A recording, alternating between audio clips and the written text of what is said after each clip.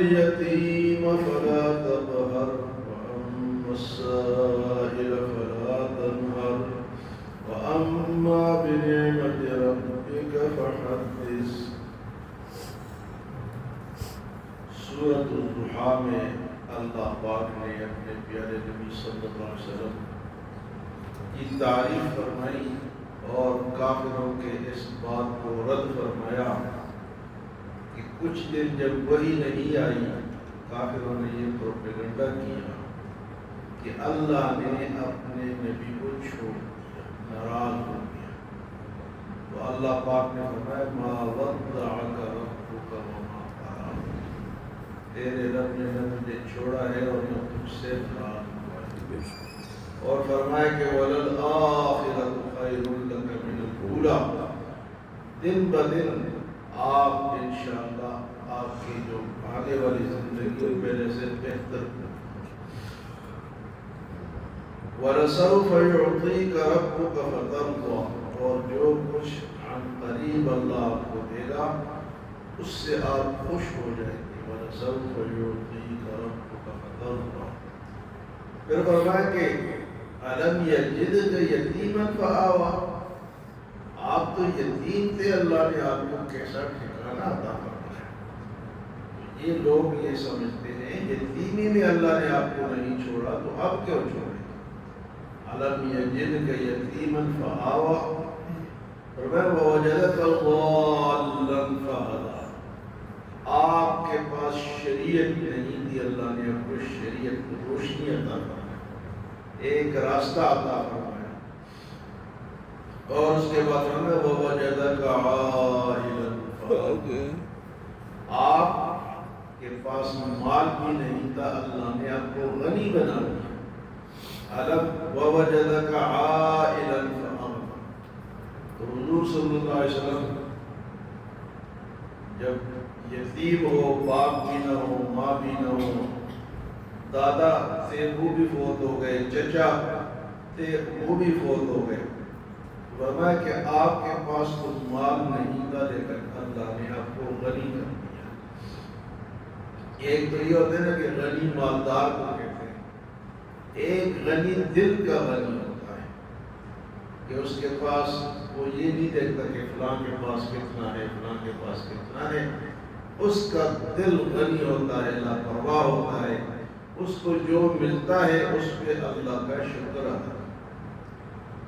تو ایسا غنی اللہ کے رسول نے فرمایا کہ غنی مالدار وہ نہیں ہے جو مال کی وجہ سے مالدار ہو، مالدار وہ ہے جو دل کی وجہ سے مالدار ہو، جس کا دل لاپرواہ ہو، کسی کی طرف وہ چونکہ نہ مال کی وجہ سے. تو فرمایا وَوَجَدَكَ عَائِلًا فَأَغْنَىٰ.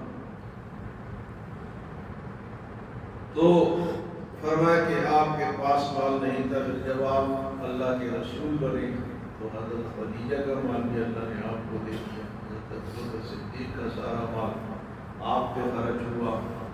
اللہ نے فرمایا کہ آپ کے پاس نہیں تھا لیکن اللہ نے آپ کو بغیر کمائی کے دے دیا. پھر آپ نے تجارت بھی فرمائی.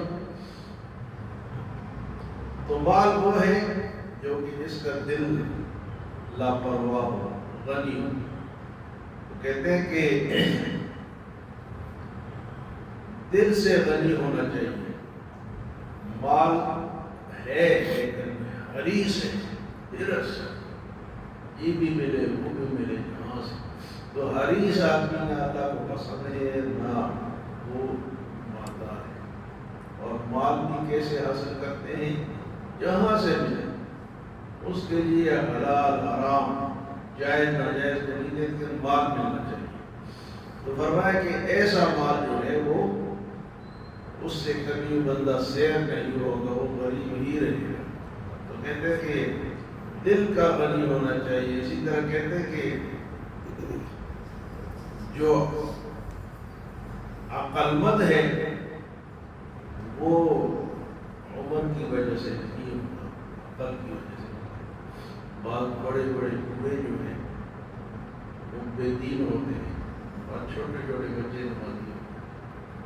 چھوٹے چھوٹے جوانی میں داڑیاں رکھی ہیں، نمازیں پڑھ رہے ہیں، اور ان کے والدین یا چچا تایا اسی طرح کر. تو عقل جو ہے دین جو ہے وہ عمر کی وجہ سے نہیں ہے کہ اس کی عمر زیادہ ہے تو زیادہ عقل مند ہے. عقل جس کو اللہ دے دے وہ چھوٹا بھی ہو وہ بڑوں سے اچھا ہوتا ہے. جس کو دین مل گیا جو دین پہ چلا جوانی میں چلا کوئی ضروری نہیں ہے کہ تو وہ بڑوں سے زیادہ عقل اس لیے کہ وہ دیندار ہے. تو اس کے بعد فرمایا کہ اللہ نے آپ کو مال نہیں کا مال بھی دے دیا. اما الیتیم فلا تقہر تو بس یتیم کو نہ جھڑکیے. یتیم پر سختی نہ کیجیے.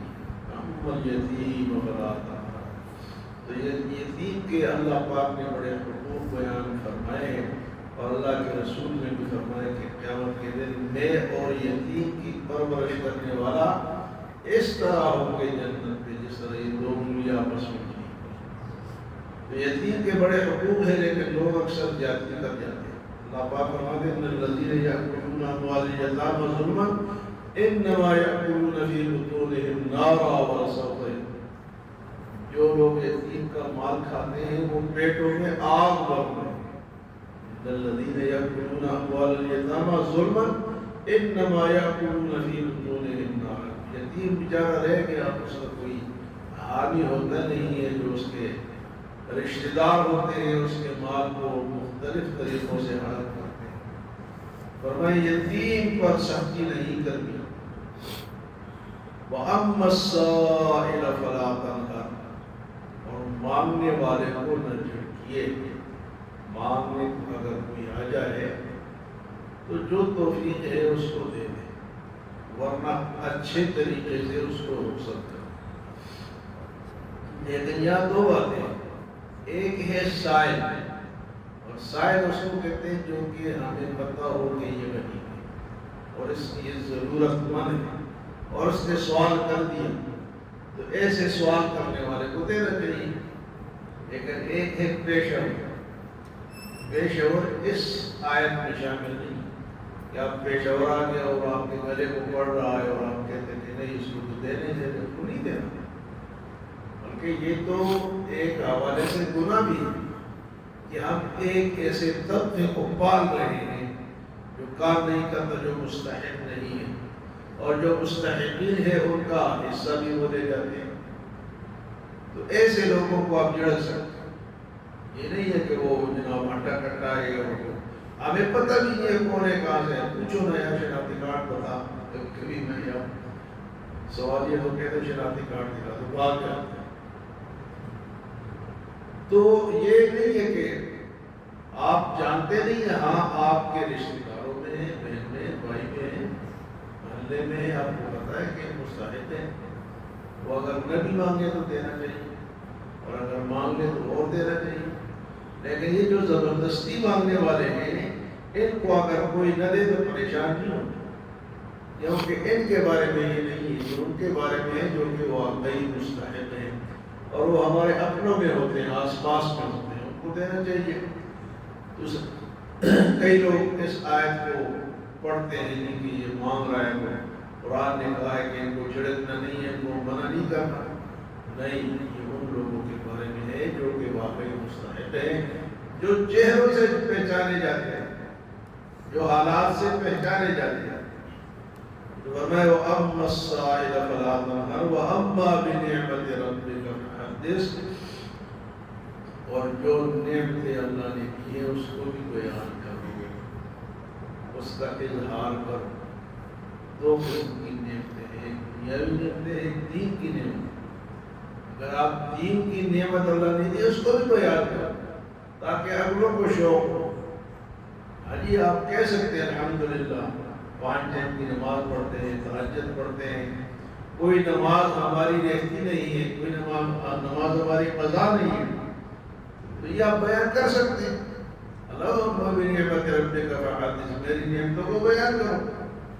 چاہے وہ مالی ہو. حضور صلی اللہ علیہ وسلم کے پاس ایک شخص آیا, ہاں جی, پہلے کچھ کپڑے, آپ نے فرمایا کہ تمہارے پاس پیسے شیسے نہیں ہیں, مال نہیں ہے. اس جی الحمدللہ میرے پاس بکریاں ہیں، مال مویشی ہے، نوکر چاکر ہیں، اللہ کے رسول نے فرمایا پھر اس کا اثر بھی نظر آنا چاہیے. یہ کیا تم میرے چہرے میں منہ میں پھر رہے ہو؟ تو اگر اللہ نعمت دے تو اس کا اظہار بھی کرنا چاہیے، اور اظہار اس طرح فخر کے لیے بھی، شکر کے لیے کہ اللہ نے یہ چیز ہمیں عطا کی ہے، چاہے وہ صحت کی نعمت ہو، چاہے مال کی نعمت ہو، چاہے اولاد کی نعمت ہو، چاہے دین کی نعمت ہو. تو یہ بیان کرنا چاہیے، اس میں کنجوسی نہیں کرنی. ہاں فخر نہیں کرنا، فخر جو ہے وہ کرنا. فخر سے مراد تکبر منع ہے. عاجزی کے ساتھ انسان یہ تمام چیزیں بیان کر سکتا ہے. اللہ ہمیں عمل و سمجھ کی توفیق عطا فرمائے.